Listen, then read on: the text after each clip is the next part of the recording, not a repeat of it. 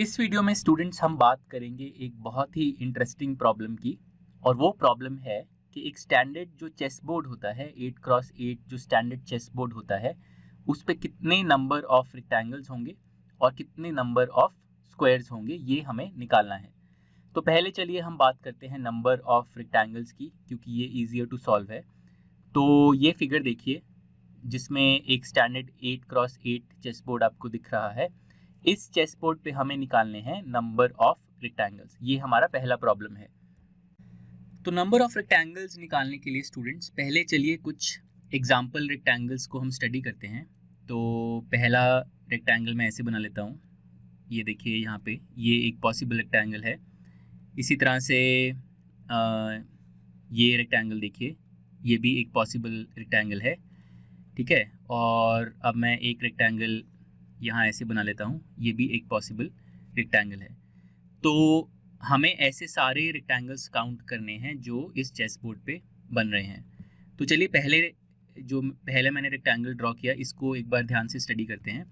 तो ये जो रेक्टेंगल है इसके दो हॉरिजॉन्टल साइड्स हैं और दो वर्टिकल साइड्स हैं। ठीक है, तो हॉरिजॉन्टल साइड्स कौन से हैं? तो एक तो टॉप हॉरिजॉन्टल साइड है, जो ये वाला साइड है, इसको मैंने लाइन को एक्सटेंड कर दिया है साइड रिप्रेजेंट करने के लिए।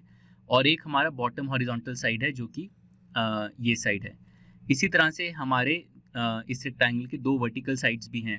तो लेफ़्ट वर्टिकल साइड हमारा ये है और राइट वर्टिकल साइड हमारा ये है। ठीक है, तो ये जो रेक्टेंगल बन रहा है ये दो हॉरिजॉन्टल साइड से बन रहा है, दो वर्टिकल साइड से बन रहा है। तो हॉरिजॉन्टल साइड्स कौन सी हैं? तो अगर मैं ये जो टॉप साइड है, टॉप एज है चेस बोर्ड का, अगर इसको मैं 1 बोलता हूँ तो जो रेक्टेंगल की टॉप हॉरिजॉन्टल साइड है ये 2 हो जाएगी। ठीक है, ये फिर 3 है, तो ये जो बॉटम हॉरिजॉन्टल साइड है हमारी 4 हो जाएगी वो। और इस तरह से आपका 5 6 7 8 9। तो बेसिकली इस रेक्टेंगल को बनाने के लिए आप लाइन 2, हॉरिजॉन्टल लाइन 2 और हॉरिजॉन्टल लाइन 4 यूज़ कर रहे हैं। इसी तरह से जो वर्टिकल साइड्स हैं रेक्टेंगल की वो कौन सी हैं? तो अगर आप left vertical edge of the chess board को 1 बोल देते हैं तो ये आपका 2 हो गया। ठीक है, फिर 3 4 5 6 7 ये आपका 8 हो गया राइट वाला हॉरिजॉन्टल वर्टिकल साइड। और फिर ये लास्ट वाला एज आपका 9 हो गया। तो vertical sides of the rectangle जो हैं वो सेकंड लाइन से और 8th लाइन से बन रहे हैं। ठीक है, तो इस तरह से आप एग्जैक्टली इस रेक्टेंगल को स्पेसिफाई कर सकते हैं ये बोल के कि हॉरिजॉन्टल साइड्स हैं line 2 and line 4, vertical sides हैं लाइन 2 एंड लाइन 8। अब इसी तरह से अगर हम अपने सेकंड जो मैंने रेक्टेंगल ड्रॉ किया था अगर हम उस पर आएँ तो जो हॉरिजॉन्टल साइड्स हैं वो हैं, एक साइड ये है, इसको एक बार मैं दोबारा ड्रॉ कर देता हूँ। एक साइड हमारा ये है और एक साइड है हमारा ये। और जो वर्टिकल साइड है हमारी लेफ़्ट साइड है ये वाला और राइट साइड है हमारा राइट वर्टिकल साइड है ये वाला। तो वंस अगेन जो हॉरिजॉन्टल साइड है हमारी वो कौन सी हैं? तो ये है लाइन 2 और ये है लाइन 8।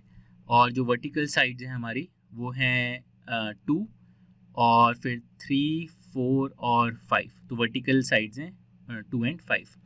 अब इसी तरह जो तीसरा एग्जांपल मैंने ड्रॉ किया था उसमें अगर हम देखें तो जो हॉरिजॉन्टल साइड्स हैं वो हैं ये वाला लाइन और ये वाला लाइन। ठीक है, और जो वर्टिकल साइड्स बन रही हैं वो हैं इस लाइन से और इस लाइन से, ये जो आखिरी में लाइन है। तो हॉरिजॉन्टल साइड्स कौन सी नंबर वाली लाइंस हो गई? तो 1 2 3, तो ये 4 एक हो गई, फिर 5 6, तो ये 7 हो गई। ठीक है, तो 4 और 7 है। वर्टिकल साइड्स कौन सी हैं? तो 1 2, ये 3 और फिर आखिरी वाली जो है वो 9 होगी। तो इस केस में हॉरिजॉन्टल साइड्स हैं 4 और 7 और वर्टिकल साइड्स हैं 3 और 9। तो इस तरह से आप देख सकते हैं कि किसी भी रेक्टेंगल को बनाने के लिए आपको दो हॉरिजॉन्टल साइड्स चुननी है और दो वर्टिकल साइड्स चुननी है। तो हॉरिजॉन्टल साइड्स आप कितने वेज में चुन सकते हैं? तो आपके पास 1 2 3 4 5 6 7 8 9 आपके पास हॉरिजॉन्टल लाइंस हैं, इसमें से आपको दो चुननी है। तो ये आप कर सकते हैं 9C2 वेज में। ठीक है, तो 9C2 वेज में आप दो हॉरिजॉन्टल साइड्स चुन सकते हैं अपने रेक्टेंगल के लिए। इसी तरह जो वर्टिकल साइड्स बनाने के लिए आपके पास 9 वर्टिकल लाइंस हैं, 1 2 3 4 5 6 7 8 9 और इनमें से आपको 2 चुननी है, तो ये भी आप वर्टिकल साइड्स भी आप 9C2 वेज में चुन सकते हैं। तो total number of ways of choosing 2 horizontal lines and 2 vertical lines कितने हो जाएगा, 9C2 इंटू 9C2, और ये हो जाएगा आपका फिर नंबर ऑफ रेक्टेंगल्स, क्योंकि इतने वेज में आप रेक्टेंगल को बना सकते हैं। तो ये कितना हो जाएगा, तो 9C2 हो जाएगा 9 इंटू 8/2 और ये हो जाएगा इसी का स्क्वायर आप ले रहे हैं बेसिकली, तो 9 इंटू 8/2 कितना हुआ, तो 8/2 हो गया 4, 9 इंटू 4 हो गया 36, तो 36 स्क्वायर यानी कि 1296। तो ये हो गया आपका number of rectangles on the chess board. अब स्टूडेंट्स हम बात करते हैं नंबर ऑफ स्क्वायर्स की। इस 8x8 चेस बोर्ड पे कितने स्क्वायर्स बन सकते हैं ये हमें अब निकालना है। तो आप अगर ध्यान से सोचें तो स्क्वायर्स के मल्टीपल साइज़ हो सकते हैं। तो जैसे जो सबसे छोटे पॉसिबल स्क्वायर्स हैं वो तो 1x1 स्क्वायर्स होंगे। जैसे अगर मान लीजिए मैंने ये स्क्वायर ड्रॉ किया, इसको मैं हैवी कलर में ड्रॉ करता हूँ। ये स्क्वायर देखिए, ये एक 1x1 स्क्वायर हो गया, और आप देख सकते हैं ऐसे 64 टोटल स्क्वायर्स हैं। बट स्क्वायर्स के और साइजेस भी हो सकते हैं, 2x2 स्क्वायर, 3x3 स्क्वायर। तो जैसे अगर मैं ये स्क्वायर ड्रॉ करूँ, ये आप देखिए ये 3x3 स्क्वायर है, तो ऐसे भी कई स्क्वायर्स होंगे। इसी तरह आपके पास 4x4, 5x5, 6x6, 7x7। तो 7x7 का अगर मैं स्क्वायर ड्रॉ करूँ तो ये स्क्वायर देखिए, ये जो मैंने ड्रॉ किया ये 7x7 स्क्वायर है। इसी तरह आपके पास 8x8 का भी एक सिंगल स्क्वायर बन रहा है। तो आपको ऐसे सारे स्क्वायर्स का टोटल नंबर आपको काउंट करना है। तो ये करने के लिए स्टूडेंट्स वंस अगेन हम ये सोचते हैं कि किसी भी स्क्वायर को बनाने के लिए हमें एक पेयर ऑफ हॉरिजॉन्टल साइड्स चाहिए और एक पेयर ऑफ वर्टिकल साइड्स चाहिए। लेकिन क्योंकि हमें स्क्वायर चाहिए तो जो जितना गैप हॉरिजॉन्टल साइड्स के बीच में है उतना ही गैप वर्टिकल साइड्स के बीच में भी होना चाहिए। तो चलिए ये आइडिया यूज़ करके हम डिफरेंट साइजेस के स्क्वायर्स को काउंट करते हैं। तो पहले अगर हम 1x1 स्क्वायर्स की बात करें तो 1x1 किसी भी 1x1 स्क्वायर को बनाने के लिए आपको एक पेयर ऑफ हॉरिजॉन्टल साइड्स चाहिए जो कि 1 यूनिट अपार्ट है, और एक पेयर ऑफ वर्टिकल साइड्स चाहिए जो कि 1 यूनिट अपार्ट है। तो पहले अगर हॉरिजॉन्टल साइड्स का एग्जांपल लें तो मान लीजिए एक साइड मैंने ऐसे ले लिया और एक साइड मैंने फिर यहाँ पर ले लिया, तो ये मेरा एक पेयर ऑफ हॉरिजॉन्टल साइड्स हो गया जो कि 1 यूनिट अपार्ट है। इसी तरह अगर मैं एक पेयर ऑफ वर्टिकल साइड्स लूँ जो कि 1 यूनिट अपार्ट है, तो एक मान लीजिए मैंने ऐसे ले लिया और एक मैंने इस तरह से ले लिया। तो आप देख सकते हैं कि इन चारों लाइंस के बीच में जो एरिया बन रहा है वो 1x1 स्क्वायर है। अब अगर आप ध्यान से देखें तो जो मेरी हॉरिजॉन्टल लाइंस का पेयर है, जो ये वाला 2 लाइंस हैं, इसको मैं कितनी तरह से प्लेस कर सकता हूँ चेस बोर्ड में, कितनी तरह से मैं ऐसा पेयर ऑफ लाइंस चूज़ कर सकता हूँ। तो आप देखिए मैं यहाँ से स्टार्ट कर सकता हूँ, ठीक है। ये यहाँ से अगर मैं स्टार्ट करूँ तो ये एक पॉसिबल प्लेसमेंट हो गई। फिर मैं यहाँ आ सकता हूँ तो 2, फिर 3, फिर 4, फिर 5, फिर 6, 7 और 8। तो मैं इस पेयर ऑफ लाइंस को 8 वेज में चूज़ कर सकता हूँ। इसी तरह अगर मैं वर्टिकल लाइंस पे आऊँ तो मैं कितनी वेज में चूज़ कर सकता हूँ, तो यहाँ से अगर मैं स्टार्ट करूँ तो 1, 2, 3, 4, 5, 6, 7 और 8। तो 8 वेज में मैं अपनी वर्टिकल लाइंस का पेयर जो है वो चूज़ कर सकता हूँ। तो 8 ways to choose the horizontal pair and 8 ways to choose the vertical pair.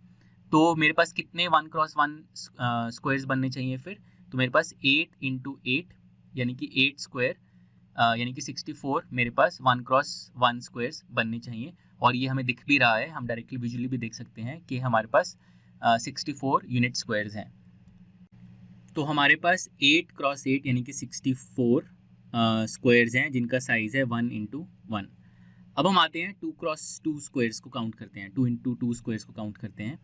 तो उसके लिए हमें एक पेयर ऑफ हॉरिजॉन्टल साइड्स चाहिए, हॉरिजॉन्टल लाइंस चाहिए जो कि 2 यूनिट्स अपार्ट हैं, और एक पेयर ऑफ वर्टिकल लाइंस चाहिए जो कि 2 यूनिट्स अपार्ट हैं। तो पहले हॉरिजॉन्टल लाइंस ड्रॉ कर लेते हैं जो कि 2 यूनिट्स अपार्ट हैं। तो लेट से मैंने एक ऐसे ले लिया, एक लाइन, और एक लाइन मैंने यहाँ पर ले लिया, ठीक है। इसी तरह से अब वर्टिकल लाइंस ड्रॉ कर लेते हैं। तो मान लीजिए एक लाइन मैंने ऐसे ले लिया यहाँ पर, और एक लाइन मैंने ये वाला ले लिया। इसको फिर से ड्रॉ कर लेते हैं, एक लाइन मैंने ये ले लिया। अब हॉरिजॉन्टल पेयर को आप कितनी वेज में चूज़ कर सकते हैं, तो उसके लिए आप देखिए, अगर मैं यहाँ से स्टार्ट करता हूँ काउंट करना, तो ये एक प्लेसमेंट हो गया, एक पोजीशन हो गया, फिर 2, फिर 3, 4, 5, 6 और 7। तो 7 वेज में मैं हॉरिजॉन्टल पेयर को चूज़ कर सकता हूँ। और वर्टिकल पेयर को, तो वर्टिकल पेयर को मैं यहाँ से स्टार्ट करना काउंट करूँ तो 1, 2, 3, 4, 5, 6 और 7। तो 7 वेज में मैं अपना वर्टिकल पेयर भी चूज़ कर सकता हूँ। तो मेरे पास कितने 2x2 स्क्वायर्स बनने चाहिए? मेरे पास 7 ways to select the horizontal pair and 7 ways to select the vertical pair। तो 7 into 7 यानी कि 49 मेरे पास 2x2 स्क्वायर्स जो हैं वो बनने चाहिए। इसी तरह से हम अब एक और एग्जांपल ले लेते हैं और 3x3 स्क्वायर सारे काउंट करते हैं। तो उसके लिए हमें एक पेयर ऑफ हॉरिजॉन्टल लाइंस चाहिए जिनका गैप 3 यूनिट्स है। तो मान लीजिए अगर मैंने पहला अपना टॉप हॉरिजॉन्टल लाइन मैंने ये ले लिया, ठीक है, और बॉटम हॉरिजॉन्टल लाइन फिर मेरा ये होना चाहिए। और इसी तरह से मैं एक पेयर ऑफ वर्टिकल लाइंस ले सकता हूँ जो कि 3 यूनिट्स अपार्ट है। तो मान लीजिए मैंने अपना लेफ़्ट वाला लाइन ये ले लिया और राइट वाला जो लाइन है वो मैंने ये ले लिया, ठीक है। अब इन चारों लाइंस के बीच में आप देख सकते हैं एक 3x3 का स्क्वायर बन रहा है।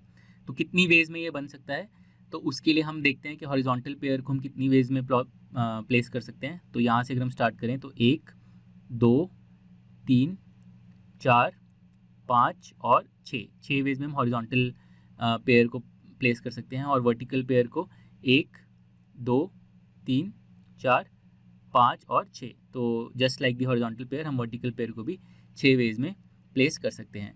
तो 3x3 स्क्वायर्स हमारे फिर कितने बनने चाहिए? तो 6 ways to select the horizontal pair, 6 ways to select the vertical pair. तो बेसिकली हमारे पास 6 × 6 स्क्वायर्स बनने चाहिए ऑफ साइज 3 × 3। तो यहाँ से आप देख सकते हैं, इजीली आपको पैटर्न दिख जाएगा। तो आपके पास 8x8 या 8 × 8 स्क्वायर्स हैं ऑफ साइज़ 1 × 1। फिर इसमें आप ऐड कर सकते हैं 7 × 7 स्क्वायर्स ऑफ साइज़ 2 × 2, फिर 6 × 6 स्क्वायर्स ऑफ साइज़ 3 × 3। और इस तरह से आप चलाते जाएंगे तो आपके पास 5 × 5 स्क्वायर्स बनेंगे of size 4 × 4 and so on. और आखिरी में आपके पास 1 × 1 यानी कि सिंगल स्क्वायर बनेगा जिसका साइज़ होगा 8 × 8, जो कि ऑब्वियस है। जो पूरा अगर आप चेस बोर्ड लें तो वो 8x8 साइज़ का स्क्वायर है और ऐसा एक सिंगल स्क्वायर बनेगा। तो बेसिकली आपका जो टोटल नंबर ऑफ स्क्वायर्स आ गया वो बहुत सिंपली आप ऐसे कैलकुलेट कर सकते हैं, sum of squares 8 square plus 7 square plus 6 square all the way up to 1 square. तो ये आपका नंबर ऑफ स्क्वायर्स हो जाएगा। इसकी वैल्यू कैलकुलेट करने के लिए या तो आप डायरेक्टली सारे स्क्वायर्स को निकाल के ऐड कर सकते हैं, या फिर आप ये फैक्ट यूज़ कर सकते हैं कि sum of the first n squares, इसका एक फॉर्मूला होता है। क्या फॉर्मूला होता है इसका? ये होता है n × n + 1 × 2n + 1। ये आपने प्रोडक्ट लिया और इस प्रोडक्ट को आप 6 से डिवाइड कर दें। तो ये फॉर्मूला से भी आप सम ऑफ स्क्वायर्स निकाल सकते हैं। ये आप निकालेंगे तो आपका ये आ जाएगा 204, ये होगा 204। तो बेसिकली इस चेस बोर्ड पे 204 टोटल नंबर ऑफ स्क्वायर्स बनेंगे। तो नंबर ऑफ रेक्टेंगल्स बनेंगे 1296 और नंबर ऑफ स्क्वायर्स बनेंगे 204। ये हमारा आंसर हो गया इस प्रॉब्लम का।